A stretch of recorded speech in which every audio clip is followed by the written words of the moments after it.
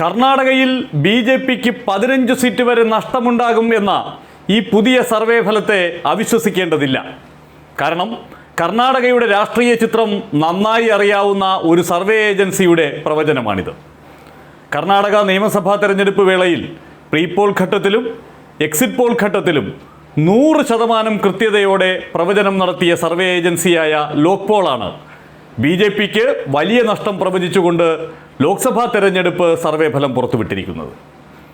ഈ സർവേ പ്രകാരം 28 സീറ്റുകളുള്ള കർണാടകയിൽ 15 മുതൽ 17 വരെ സീറ്റ് കോൺഗ്രസ് നേടുമ്പോൾ ബി.ജെ.പിയും ജെ.ഡി.എസും ചേർന്ന സഖ്യത്തിന് 11 മുതൽ 13 വരെ സീറ്റുകൾ മാത്രമേ നേടാനാകൂ. കഴിഞ്ഞ തവണ 26 സീറ്റും നേടിയത് ബി.ജെ.പിയാണ്. ഒരു സീറ്റ് ജെ.ഡി.എസിന്, ഒരു സീറ്റ് കോൺഗ്രസിന്. അവിടെ നിന്ന് കോൺഗ്രസിൻ്റെ വമ്പൻ തിരിച്ചുവരവ് കഴിഞ്ഞ നിയമസഭാ തെരഞ്ഞെടുപ്പിലേതുപോലെ മൃഗീയമായ ഒരു മുന്നേറ്റം കർണാടകയിൽ ഉണ്ടാകും എന്നാണ് ലോക്പോൾ പ്രവചിക്കുന്നത്. ജെ.ഡി.എസുമായി സഖ്യം ചേർന്നത് ബി.ജെ.പിക്ക് തിരിച്ചടിയാവുകയേ ഉള്ളൂ എന്ന ആ ഘട്ടത്തിൽ തന്നെയുള്ള രാഷ്ട്രീയ നിരീക്ഷകരുടെ അഭിപ്രായ പ്രകടനം പോലെ തന്നെയാണ് കർണാടകയുടെ ഇപ്പോഴത്തെ രാഷ്ട്രീയ സാഹചര്യം എന്നാണ് ലോക്പോളിൻ്റെ സർവേ പറയുന്നത്. അവർ എന്തുകൊണ്ടാണ് ഇങ്ങനെ ഒരു സർവേ ഫലം പുറത്തു വരുന്നത് എന്നുള്ളതിനെ കൃത്യമായി വിശദീകരിക്കുന്നുമുണ്ട്. എല്ലാ സർവേ ഫലങ്ങളും പുറത്തു വിടുമ്പോൾ ലോക്പോൾ അവരുടെ ഫൈൻഡിങ്സ് കൂടി പുറത്തു പറയാറുണ്ട്. ഇവിടെ കർണാടകയിലെ തെരഞ്ഞെടുപ്പിനെ സ്വാധീനിക്കുന്ന 5 പ്രധാനപ്പെട്ട ഘടകങ്ങൾ. ഒന്നാമത്തേത് രൂക്ഷമായ തൊഴിലില്ലായ്മയാണ്. കേന്ദ്ര സർക്കാരും നേരത്തെ കർണാടക ഭരിച്ചിരുന്ന ബി.ജെ.പി സർക്കാരും യുവാക്കൾക്ക് തൊഴിൽ നൽകാനായി ഒന്നും ചെയ്തിട്ടില്ല എന്നുള്ള വികാരം ഇപ്പോഴും കർണാടകയിൽ ശക്തമാണ്. രണ്ടാമത്തേത് വിലക്കയറ്റമാണ്. രൂക്ഷമായ വിലക്കയറ്റം രാജ്യത്തിൻ്റെ മറ്റ് ഭാഗങ്ങളിലെന്ന പോലെ കർണാടകയിലും ജനങ്ങളെ വല്ലാതെ പ്രതിസന്ധിയിലാക്കിയിട്ടുണ്ട്. പ്രധാനമന്ത്രി സ്ഥാനാർത്ഥി നരേന്ദ്രമോദിക്ക് അനുകൂലമായ ഒരു വികാരം നേരത്തെയൊക്കെ കർണാടകയിൽ ഉണ്ടായിരുന്നുവെങ്കിലും ഇപ്പോൾ മെല്ലെ മെല്ലെ അത് മായുന്നുണ്ട് എന്നുള്ളതാണ് നിയമസഭാ തെരഞ്ഞെടുപ്പ് നൽകിയ പാഠം. അതുതന്നെയാണ് ഇപ്പോഴും കർണാടകയുടെ രാഷ്ട്രീയ ചിത്രം നൽകുന്ന സൂചന എന്നാണ് ലോക്പോളിൻ്റെ ഈ സർവേ പറയുന്നത്. ക്ഷേമ പദ്ധതികളും കന്നഡ വികാരവുമാണ് ഈ തെരഞ്ഞെടുപ്പിനെ സ്വാധീനിക്കുന്ന മറ്റ് പ്രധാനപ്പെട്ട ഘടകങ്ങൾ എന്ന് ലോക്പോൾ പറയുന്നു. ഇതിൽ ഈ ക്ഷേമ പദ്ധതികൾ കോൺഗ്രസ് നിയമസഭാ തെരഞ്ഞെടുപ്പ് വേളയിൽ മുന്നോട്ട് വച്ച ആ ഗ്യാരണ്ടികൾ ഒരു വലിയ തരംഗം കോൺഗ്രസിന് അനുകൂലമായി കർണാടകയിൽ ഉണ്ടാക്കിയിട്ടുണ്ട് എന്ന് ലോക്പോൾ അവരുടെ ഈ 28 മണ്ഡലങ്ങളിലും നടത്തിയ സർവേയിലൂടെ വ്യക്തമാക്കുകയാണ്. അത് കോൺഗ്രസിനുണ്ടാക്കുന്ന നേട്ടം ചെറുതായിരിക്കില്ല എന്നുള്ളതാണ്. മറ്റൊന്ന് വളരെ പ്രധാനപ്പെട്ട ഒരു കാര്യം, ജെ.ഡി.എസും ബി.ജെ.പിയുമായി അവിടെ സഖ്യമായെങ്കിലും പല മണ്ഡലങ്ങളിലും ജെ.ഡി.എസുകാർ ബി.ജെ.പി സ്ഥാനാർത്ഥികൾക്ക് വേണ്ടി കളത്തിലിറങ്ങുന്നില്ല. ജെ.ഡി.എസ് മത്സരിക്കുന്ന ബി.ജെ.പിക്ക് സ്വാധീനമുള്ള ഇടങ്ങളിൽ തിരിച്ചും അത് സംഭവിക്കുന്നില്ല. പരസ്യമായി തന്നെ ജെ.ഡി.എസ് ബി.ജെ.പി അണികൾ തമ്മിൽ ഏറ്റുമുട്ടുന്ന സാഹചര്യം, നേതാക്കന്മാർ തമ്മിൽ വാക്പോരുകൾ ഉണ്ടാകുന്ന സാഹചര്യം ഇപ്പോഴും തെരഞ്ഞെടുപ്പ് പ്രചരണ വേളയിൽ കർണാടകയിലെ നിത്യകാഴ്ചയാണ്.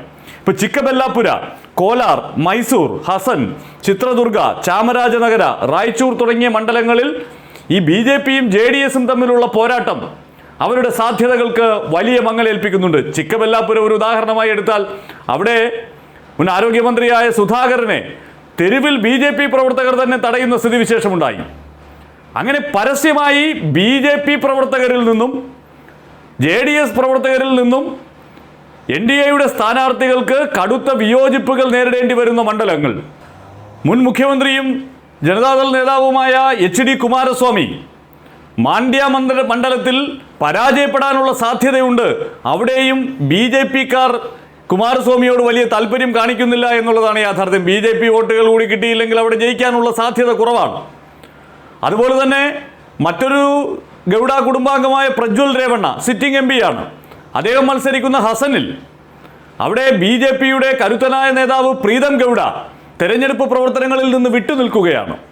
അത് ആ സീറ്റിൽ ജെ.ഡി.എസിനുണ്ടാകുന്ന വലിയ തിരിച്ചടിക്ക് കാരണമാകുമെന്നും ഈ സർവേ ചൂണ്ടിക്കാട്ടുന്നുണ്ട്. അപ്പോൾ ജെ.ഡി.എസ് ബി.ജെ.പി പോരാട്ടം, അതുപോലെ സാമുദായിക സമവാക്യങ്ങൾ. ഇപ്പോൾ ഒക്കലിക സമുദായം ബി.ജെ.പിക്കെതിരായ കടുത്ത അമർഷത്തിലാണ്. കഴിഞ്ഞ നിയമസഭാ തെരഞ്ഞെടുപ്പിലും അവരുടെ നിലപാട് കോൺഗ്രസിന് അനുകൂലമായിരുന്നു. ഡി.കെ. ശിവകുമാറിൻ്റെ നേതൃത്വത്തിൽ ഒക്കലിക വോട്ടുകളെ കൃത്യമായി സമാഹരിക്കാൻ കോൺഗ്രസിന് സാധിച്ചു. ഇപ്പോഴും അത് സാധിക്കുന്നു. പ്രധാനപ്പെട്ട ഒക്കലിക നേതാവായിരുന്ന സദാനന്ദ ഗൗഡയെ നിഷ്കരുണം കറിവേപ്പില പോലെ വലിച്ചെറിഞ്ഞത് ആ സമുദായത്തിനിടയിൽ BJPക്കെതിരായ അമർഷം കൂട്ടാൻ കാരണമായിട്ടുണ്ട്. ശോഭാ കരന്തലജയെ പോലെ ഒരു നേതാവിനെ കൊണ്ട് വന്ന് ബാംഗ്ലൂരു നോർത്തിൽ മത്സരിപ്പിച്ചിട്ട് സദാനന്ദ ഗൗഡയെ ചവിട്ടി പുറത്താക്കി എന്നുള്ള ഒരു വികാരം ആ സമുദായത്തിനുണ്ട്. അതുപോലെ മൈസൂരുവിൽ പ്രതാപ് സിംഹ എന്ന യുവ നേതാവിനെ ഒഴിവാക്കിയതിലുള്ള അമർഷവും ഒക്കലിഗർക്കുണ്ട്. അവിടെ ഒരു രാജകുടുംബാംഗത്തെ സ്ഥാനാർത്ഥിയാക്കി. വെറും 4 പേർ മാത്രമാണ് ഒക്കലിഗർ സമുദായത്തിൽ നിന്ന് BJPയുടെ സ്ഥാനാർത്ഥി പട്ടികയിലുള്ളത്. അതൊക്കെ ആ സമുദായത്തെ BJPയിൽ നിന്ന് അകറ്റിയിട്ടുണ്ട്. JDSന് ആ ഒക്കലിഗ വോട്ടുകളെ മൊത്തത്തിൽ BJPയിലേക്ക് കൊണ്ടുപോയി കൊടുക്കാനുള്ള കഴിവും ഇപ്പോഴില്ല എന്നുള്ളതാണ് യാഥാർത്ഥ്യം. മറ്റൊന്ന് ലിംഗായത്തുകളാണ്. അവിടെ യെദ്യൂരപ്പയുടെ മകനെ BJPയുടെ സംസ്ഥാന അധ്യക്ഷനാക്കിയതും യെദ്യൂരപ്പയ്ക്ക് വീണ്ടും ഒരു പവർ കിട്ടിയതുമൊക്കെ ലിംഗായത്തുകളെ BJPയിൽ നിന്ന് അകന്ന ഒരു സ്ഥിതിവിശേഷത്തിൽ നിന്ന് തിരികെ കൊണ്ടുവരാൻ പര്യാപ്തമാക്കിയിട്ടുണ്ട് എന്ന ഒരു തോന്നലുണ്ടാക്കിയെങ്കിലും അതല്ല സംഭവിക്കുന്നത്. ഇപ്പോൾ ലിംഗായത്തുകളുടെ ഒരു പ്രധാനപ്പെട്ട സ്വാമി തന്നെ BJPയുടെ കേന്ദ്രമന്ത്രിക്കെതിരെ, പ്രഹ്ലാദ് ജോഷിക്കെതിരെ ധാർവാഡിൽ മത്സരത്തിനിറങ്ങുന്ന കാഴ്ച. ലിംഗായത്തുകളെ ചവിട്ടിയരയ്ക്കുകയാണ് പ്രഹ്ലാദ് ജോഷി ചെയ്യുന്നത് എന്ന ആരോപണവുമായി. അപ്പോൾ അത്തരത്തിൽ BJPക്കകത്ത് കടുത്ത പ്രതിസന്ധി നിലനിൽക്കുന്നു. ഇപ്പം ദക്ഷിണ കന്നഡ, ഉത്തര കന്നഡ പോലെ BJPക്ക് മൃഗീയ സ്വാധീനമുണ്ട് എന്ന് കരുതുന്ന മേഖലകളിൽ പോലും ഈ സാമുദായിക സമവാക്യങ്ങൾ, ഇപ്പോൾ ദക്ഷിണ കന്നഡയിൽ ബില്ലവ സമുദായത്തിൻ്റെ അകമഴിഞ്ഞ പിന്തുണ, ആ സമുദായ നേതാക്കൾ തന്നെ പരസ്യമായി വാർത്താ സമ്മേളനം നടത്തി കോൺഗ്രസ് സ്ഥാനാർത്ഥി പത്മരാജന് പിന്തുണ പ്രഖ്യാപിച്ചിരിക്കുന്നു. ആ നിലയിൽ കർണാടകയുടെ രാഷ്ട്രീയ ചിത്രം മാറിയിരിക്കുന്നു.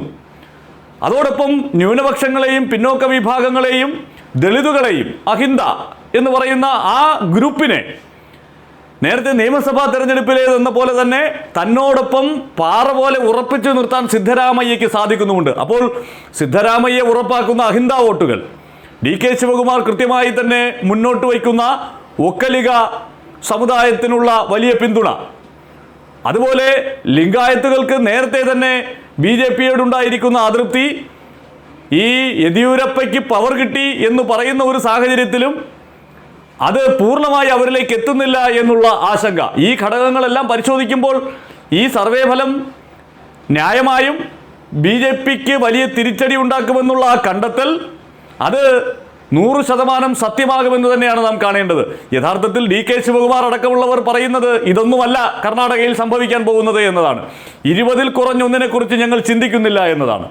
22 സീറ്റ് വരെ കോൺഗ്രസിന് അവിടെ നേടാനാകുമെന്ന സാഹചര്യമുണ്ട് എന്ന് കോൺഗ്രസിൻ്റെ ആഭ്യന്തര സർവേയും നേരത്തെ സൂചന നൽകിയിരുന്നു. ആ നിലയിൽ കർണാടക നിൽക്കുമ്പോൾ അവിടെ 15 സീറ്റിന് നഷ്ടമുണ്ടാകുന്നു എന്ന് പറയുന്നത് ഒരു ചെറിയ കാര്യമല്ല.